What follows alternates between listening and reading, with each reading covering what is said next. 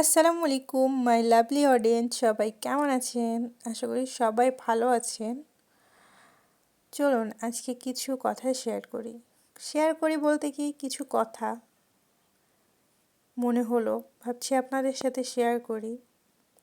একটা জিনিস আমি রিয়েলাইজ করেছি গাইস, আমাদের জীবনটাই যে যুদ্ধের ময়দান।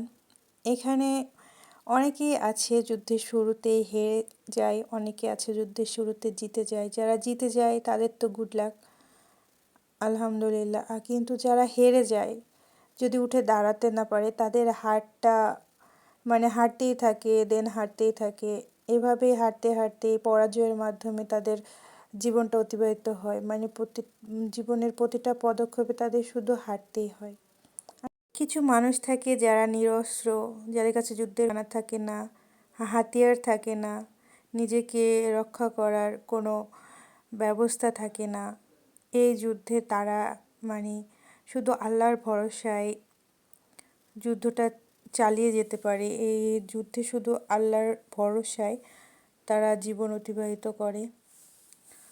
কিন্তু যারা আল্লাহর উপর ভরসা করে তারা অবশ্যই এটা বোঝে যে জীবন যুদ্ধে হেরে যাওয়া মানেই শেষ না, অনেক সময় এটা নতুন করে শুরু করার বিরতি মাত্র। আর হার মানুষকে কখনোই তো দুর্বল করে না, হার মানুষকে চিনতে শেখায় যে আসলে কে সে। আজ হেরেছি বলে নিজেকে এটা ভাবা যাবে না যে আমি ছোট, কারণ অনেক বিজয়ের গল্প শুরু হয় একটিমাত্র পরাজয় দিয়ে। জীবন সব সময় ন্যায্য হয় না, কিন্তু লড়ে যাওয়ার সাহসটাই মানুষকে আলাদা করে তোলে। ক্লান্ত হওয়া স্বাভাবিক, থেমে যাওয়া নয়। যেদিন সব কিছু হারানো মনে হয়, সেদিনই নিজের ভেতরে শক্তিটা সবচেয়ে বেশি দরকার। আমি একটা কথা খুব ভালোভাবে ফিল করেছি যে জীবনযুদ্ধে হেরে যাওয়া মানে স্বপ্ন হারানো নয়, কখনোই নয়। শুধু পথটা একটু বদলে যাওয়া। সব লড়াই তো আর জেতা যায় না, প্রতিটা লড়াই মানুষকে একটু করে শক্ত করে।